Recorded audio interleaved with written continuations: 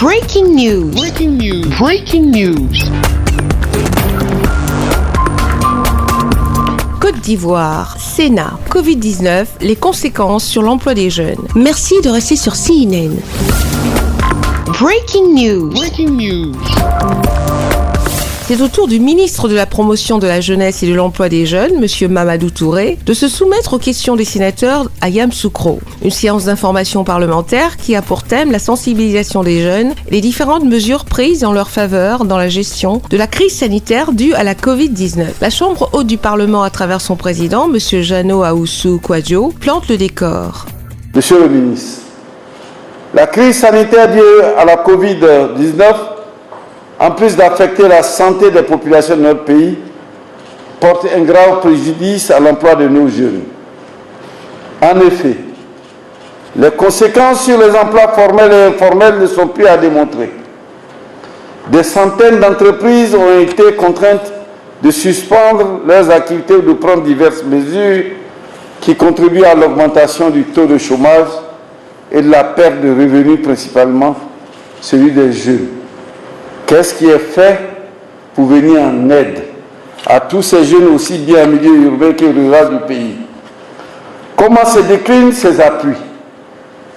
Par quel mécanisme les jeunes bénéficiaires sont-ils identifiés? Monsieur Mamadou Touré, ministre de la Promotion de la Jeunesse et de l'Emploi des Jeunes, confortablement installé dans un Sénat qui fait du respect des mesures barrières contre la Covid-19 une priorité, va tout d'abord ressasser la politique gouvernementale qui, depuis 2012, a fait de l'emploi des jeunes une priorité. Les caisses de l'État et le soutien des bailleurs de fonds n'ont pas fait défaut au programme d'insertion jeune. Stage, développement des compétences, entrepreneuriat des jeunes, plus de 156 000 jeunes ont retrouvé l'espoir. La Covid-19, ce virus destructeur, n'a pas été sans conséquences sur l'emploi des jeunes. D'un objectif initial de 19 500 bénéficiaires sur l'ensemble du territoire, la seconde phase a permis d'atteindre 21 409 bénéficiaires pour un montant de 10 milliards de francs CFA.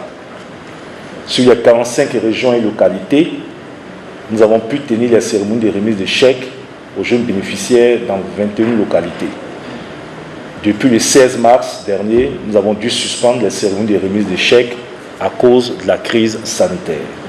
Certains jeunes sélectionnés n'ont pu débuter leur stage à cause de la crise sanitaire et des dispositions qui ont été prises par les entreprises. Après son exposé au Sénat, M. Mamadou Touré s'est soumis aux questions des sénateurs avant de prendre part au point de presse. Le soutien de l'État aux jeunes en quête d'emploi ne fera pas défaut. Agir pour les jeunes qui nous a permis de financer ces jeunes. Malheureusement, ces jeunes financés se retrouvent confrontés donc à la situation du Covid. Nous avons différé de 3 mois les délais de remboursement des financements accordés donc à ces jeunes.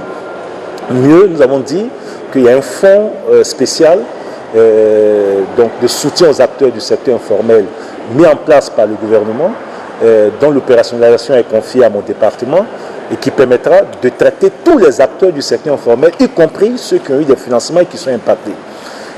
Dès mercredi, vous aurez la campagne de communication qui permettra à toutes ces personnes d'aller s'inscrire.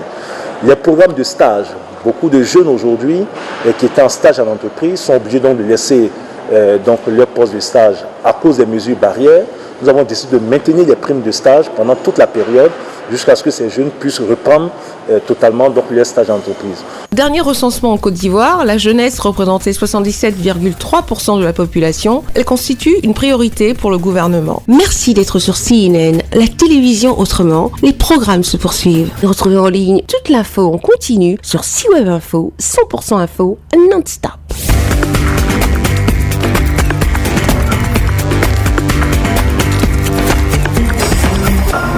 Breaking news. Sur CNN.